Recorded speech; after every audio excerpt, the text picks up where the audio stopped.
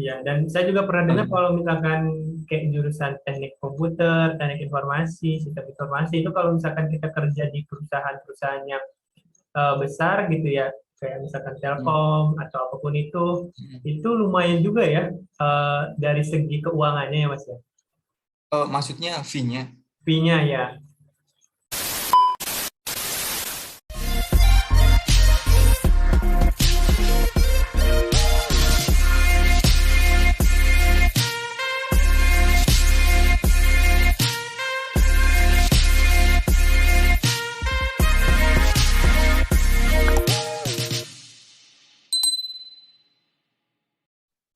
Oke, dan ini dia teman saya yang sangat luar biasa. Halo Mas Anas, apa kabar?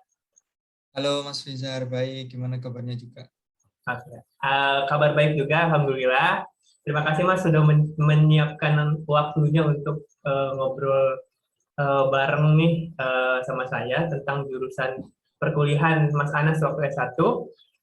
Tapi sebelum kita Oke. ngobrol-ngobrol, boleh Mas Anas memperkenalkan diri dulu, nama, kemudian jurusan sewaktu S1 apa, dan aktivitas yang sedang dijalani saat ini apa. Silakan Mas. Ya, oke. Perkenalkan ya, guys. Nama saya Durotun Asing, tapi biasanya dipanggil Anas. Dulu S1-nya itu di Poltek ya. Jadi D4, bukan S1, tapi itu udah sejajar atas strata dengan S1.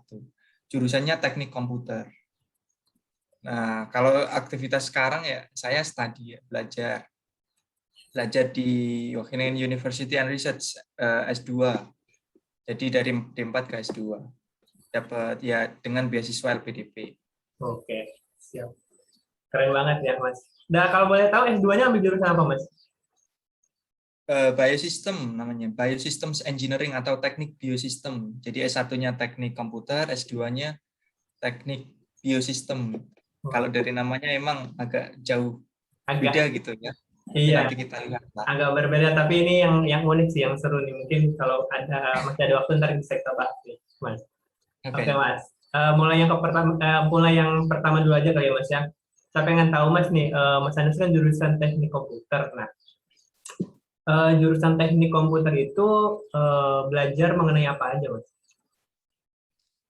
Ya ini kalau teknik ya, kalau untuk orang-orang teknik, kalau non teknik mungkin agak enggak tahu, tapi saya akan jelaskan secara simpel gitu ya. Kalau di teknik komputer itu, kalau lihat komputer, nah kita itu ibaratnya harus tahu isi dari level bawah sampai atasnya si CPU-nya gitu. Ibaratnya kayak gitu. Jadi kalau misalkan orang teknik itu, kita itu gabungan dari sekitar 60, 50 atau 60% teknik elektronika gitu, nyolder-nyolder gitu.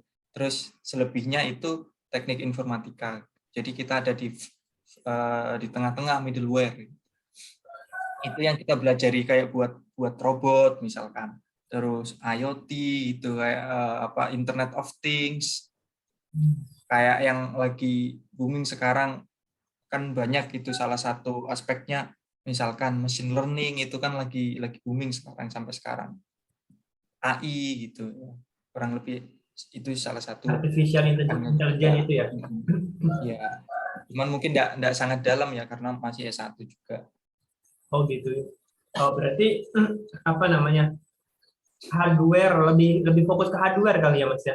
Atau software juga Ya sebenarnya lebih belajar? ya 40% lah, oke lah gitu. Kurang lebih 40% misalkan software, 60%-nya hardware. Orang hardware itu buat hardware, orang software buat software. Nah, kita harus menjembatani, harus ada jembatannya. Jembatannya itu ya hardware itu kan perlu di coding ya, maksudnya perlu dimasukin program. Ibaratnya kita ada di situ sebenarnya. Ada di tengah-tengah gitu ya Mas. Jadi Mm-mm. tentang software kita ngerti, hardware apalagi gitu ya Mas. Ya. Nah, terus Mas, ada nggak sih pengkhususan peminatan atau konsentrasi ketika kuliah nanti gitu? Di ini ya khususnya di saya cerita di Poltek ya. Saya dulu kuliahnya di Politeknik Elektronika Negeri Surabaya PENS, itu salah satu polteknya ITS dulu. Tapi sekarang kan karena Poltek udah semuanya bisa, jadi berdiri sendiri. Kalau di Poltek itu enggak ada konsentrasi lagi ya. Jadi langsung kalau kita misalkan masuk ke D4 teknik komputer, ya udah kita di situ terus gitu. Nggak ada, kalau misalkan nggak tahu kalau di S1 teknik elektro gitu, nanti ada ke arus kuat, arus lemah gitu. Kan ada beda-beda ya. Kalau di Voltek udah nggak ada. Dan lebih banyak praktikumnya istilahnya gitu. Kayak SMA sama SMK gitu.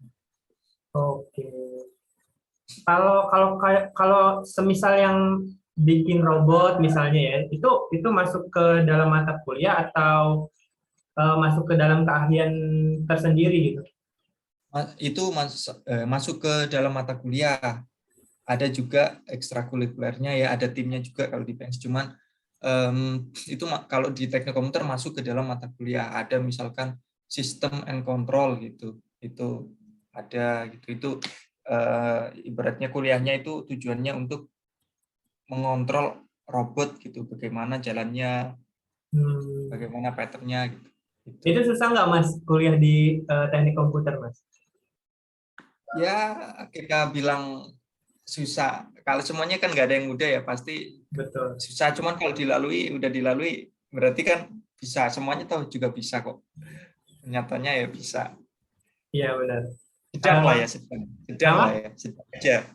Kalau saya ngomong di level sekarang, saya ngomong sedang aja lah. Nggak mudah tapi nggak susah banget, sedang aja lah.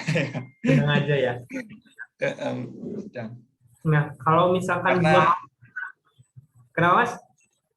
karena itu kita bertambah umur kan, bebannya kan nambah kan. Oh ternyata Betul. sekarang lebih berat daripada yang dulu kayak gitu. Ya benar. Nanti ke depan lagi ternyata lebih berat lagi dari yang dulu gitu. Iya. Jadi yang dulu itu kayak belum apa-apa gitu ya Mas ya. Tapi pada saat itu kita Ya, menganggapnya mungkin sulit gitu kan ya. ya pastinya gitu ya kita ya. Kalau ini Mas, kalau teknik komputer itu prospek kerjanya nanti kemana ya arahnya Mas?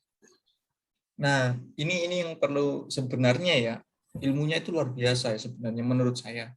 Kalau di luar negeri misalkan ya, itu sangat sangat banyak sekali lapangan pekerjaannya, karena langsung bisa milih, bahkan bisa ke hardware, murni hardware, atau di tengah-tengah, atau ke software, karena keahliannya mencakup ketiga itu. Tapi kalau di Indonesia murni yang di tengah-tengah, kita cari yang di tengah-tengah, middleware gitu ya, yang kita ngoding sesuatu untuk menjembatani hardware sama software, itu agak susah sebenarnya, kecuali perusahaan-perusahaan yang besar dan udah ada otomasinya gitu. Tapi kebanyakan dari kita, alumni-alumninya gitu ya, yang saya tahu di itu teman-teman saya, kalau nggak langsung murni nyemplung masuk ke apa namanya yang murni software, atau langsung ke hardware, karena lapangan pekerjaan kita itu adanya masih di situ. Tapi itu masih relate sih menurut saya. Misalkan kerja di Tokopedia itu kan bisa anak IT, informatika jurusannya gitu. Tapi kita bisa masuk ke situ, teman-teman saya banyak kok. Misalkan ke startup gitu banyak. Kan itu udah meninggalkan dunia hardware-nya sama sekali kan, jadi ke Hmm. software murni gitu. Ada yang masuk ke elektronik murni gitu, udah nggak ada ngodingnya juga ada. Oh, jadi sebenarnya fleksibel ya Mas ya, mau bisa kerja Ya, di. cuman Hmm. cuman yang susah mungkin itu, nanti ketika wawancara mungkin harus meyakinkan itunya lah, interviewernya ya, Hmm. bahwa kemampuannya cukup dan kapasitasnya mumpuni gitu. Oke. Jadi kalau ketika di dunia kerja nanti teknik komputer ini eh, masih bisa bersaing dengan jurusan yang sejenis ya, misalkan kayak teknik informatika Saya atau dulu sistem lulus informasi jadi web gitu. developer gitu. Dulu apa Mas? Saya lulus, habis itu kan kerja setahun, kerja 1 tahun lebih sedikit, itu jadi web developer. Itu kan sebenarnya skopnya anak informatika banget gitu. Cuman saya Oh, bisa ke situ juga. oke. Makanya karena kalau lapangan paling banyak di software sebenarnya menurut saya, apalagi di Indonesia gitu, paling banyak di software. Software tuh berarti teknik informatika gitu jurusannya. Iya, kebanyakan web, software kan cakupannya banyak. Iya. Web developer gitu misalkan, buat website atau buat aplikasi Android, buat aplikasi iOS Apple, buat aplikasi desktop di komputer gitu atau di laptop itu. Oh. Skopnya banyak. Terus nih Mas, kalau Agak berat ya. Berat, ngomong-ngomongnya. Berat. berat. Tapi ini penting untuk dibahas, Mas. Ya, apa namanya? eh ini Mas, apa Mas Anas kiranya punya pesan nggak nih? Ketika kita kuliah di jurusan teknik komputer misalnya ya, mata kuliah apa yang harus kita perdalam dan itu kepake banget di dunia kerja gitu. Ya, saya rasa itu tergantung ya, tergantung nanti kerjaannya ya. Oh, Masalahnya di kita itu kan gini, enggak semua orang itu dapat kerjaan yang sesuai passionnya. Kadang kita nyari kerja itu sesuai yang ada lowongannya kan gitu. Sama oh, kita lihat fee-nya gitu nanti kan. Jujur aja ini nanti kan gitu. ya. Jadi di kesemua mata kuliah itu ya penting semua, tapi yang paling penting menurut saya itu adalah basic-nya gitu. Kan ada yang level advance, ada yang level basic-basic kan gitu. Sebelum ke advance, basic-nya ini harus kuat semua, misalkan programming gitu. Itu pasti mutlak harus bisa programming, sama misalkan apa namanya elektronik dasar gitu. Kalau tidak salah nama jurusannya dulu itu. Oke. Berarti basic-basicnya yang harus dikuatin ya Mas. Mau nanti kalau mau kerja kan pertama kita masih ingat tuh basicnya, habis itu kita kembangin sendiri. Oh, oke. Ya, dan saya juga pernah dengar kalau misalkan kayak jurusan teknik komputer, teknik informasi, sistem informasi itu kalau misalkan kita kerja di perusahaan-perusahaan yang besar gitu ya, kayak misalkan Telkom atau apapun itu lumayan juga ya dari segi keuangannya ya Mas ya. Maksudnya fee-nya? Fee-nya ya. Ya, yang saya rasa yang besar itu sekarang itu malah startup ya, startup yang udah jadi besar, yang dulunya Oh, startup udah jadi besar. Ya contoh kita ambil aja, kan banyak startup kita yang udah besar. Tokopedia, Bukalapak, Gojek itu kan yang dibuat oleh anak-anak dalam negeri sendiri, buatan produk dalam negeri sendiri. Itu kalau masuk di sana saya rasa besar lah, besar. Kalau makmur ya Mas misalkan ya. ya makmur kok. Tapi mungkin sebanding dengan load kerjanya sih. Oh iya betul. Ya, terus gimana nih Mas kalau misalkan kita mau masuk di jurusan teknik komputer, tapi kita tuh nggak punya laptop gitu. Kayak dulu juga kan saya pernah ngerasain ini kan pertama masuk kuliah tuh nggak punya laptop gitu. Nah apalagi di kuliah di jurusan teknik komputer gitu. Nah, itu gimana Mas? Mas Anas pernah ngalamin nggak gitu? Saya enggak sih. Jadi sebenarnya sedikit mengalami, tapi gini sebenarnya kampus pasti menyediakan komputer. Setiap praktikum itu pasti ada komputernya. Nggak mungkin, kecuali teori nggak pakai komputer, nggak usah. Ada pasti komputernya. Ada beberapa teman juga ibaratnya yang nggak pakai laptop bisa pakai komputer. Tapi ini harus tuntutan ya, kalau nggak punya laptop misalkan, berarti harus lebih cepat dari yang lain gitu. Misalkan pas praktikum, kalau diusahakan pas itu juga harus selesai kan, harus bisa gitu. Kalau misalkan kita nggak bisa ya repot, nanti kita harus pinjam-pinjam. Tapi kalau misalkan dia yang punya laptop, mungkin pas saat itu juga belum selesai karena susah, mungkin bisa dilanjutin kan. Oke Itu oke. sih. Intinya Tapi kalau kayaknya misalkan jurusan apa aja sekarang ya, itu kuliah itu kayaknya hampir mutlak gitu butuh laptop ya, meskipun jelek ya gitu ya. iya benar. Ya, Apalagi sekarang ini ya online ya kuliahnya ya. iya. Betul betul. Tapi Jadi ya buat mungkin teman-teman tipsnya yang nabung lah ya. kenapa? Tipsnya nabung sebelum Tipsnya kuliah nabung, nabung. nah itu dia. Tipsnya nabung dan bersabar sama kerja keras ya Mas ya. Iya, mungkin beli second dulu oke lah gitu. Nah gitu. Nggak Itu masalah, benar. Nah murah-murah. ini keren banget sih, menarik banget sih menurut saya jurusan teknik komputer ini.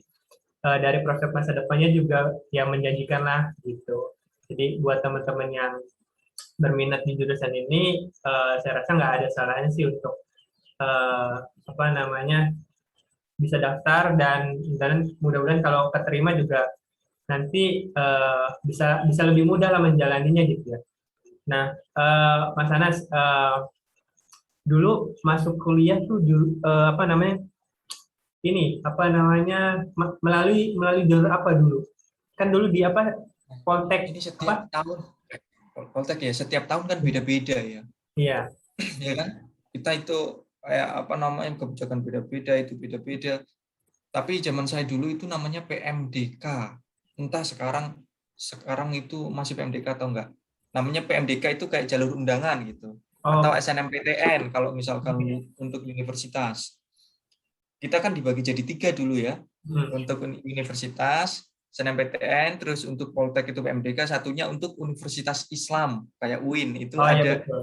SNMPTAIN atau apa namanya. SNMPTIN. Nah, itu. Iya. Itu. Ya Itu kalau jadi saya masuknya jalur berarti pakai undangan. jalur undangan gitu. Cuma nilai Ya, rapot doang ya waktu itu kalau nggak salah ya. ya, ya. Nilai rapor doang. Saya malas mikir 2 kali lah ya, pas sekolah aja mikir gitu, nanti pas mau masuk universitas ujian lagi gitu. Iya, berarti berarti udah cuman rapor doang terus diterima selesai gitu ya kuliah ya. Ya, Oke, jadi cuman gampang. kan mungkin nulis angka di rapotnya itu ya yang agak susah ya. Nah, iya sih. Untuk Proses dapetin angkanya maksudnya. benar-benar proses untuk mendapatkan nilai yang bagus di raport sehingga mempermudah untuk masuk kuliah itu yang susah ya Mas. Iya sih. Iya. Ini Bagus. menarik sih. Oke, terakhir ya Mas ya mungkin ya. Eh, ada pesan-pesan nggak nih Mas buat teman-teman yang mau masuk atau berminat di jurusan teknik komputer? Ada pesan-pesan nggak sih kira-kira? Apa yang harus dipersiapkan misalnya? Oke, jadi mungkin kalau misalkan minat di teknik komputer yang sudah kita bahas tadi ya, teman-teman ya jangan takut. Dan tentang kerja, saya rasa itu nanti kedua lah ya. Soalnya kalau orang punya ilmu itu biasanya gampang lah untuk kerja itu, insya Allah pasti ada gitu. Prospeknya juga banyak, kerjanya juga banyak, ada di bidang ini di Indonesia juga banyak. Terus kalau misalkan secara finansial kurang berkecukupan, nggak punya laptop, ya saya rasa itu aja, yang penting kuliah aja di praktikum, di apa namanya, di lab juga ada, pinjam teman misalkan atau di warnet itu. Pas saya juga ngerasain pas pernah rusak juga bisa kok gitu. Terus kita bisa nyicil dikit-dikit lah kalau misalkan mau beli laptop itu kita tabung gitu. Nanti beli yang second aja. Nah gitu, beli yang Second second hand. aja. Ntar juga ngalir sendiri rezekinya ya Mas ya. Bisa beli yang baru. Iya.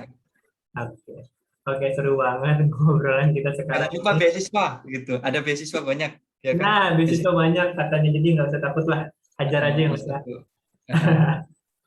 Oke, mungkin cukup sekian aja Mas obrolan kita soal Oke. jurusan perkuliahan software S1 ya. Semoga apa yang kita obrolin bisa Oke. bermanfaat buat teman-teman semua ya. Oke, Oke. sampai jumpa di video selanjutnya.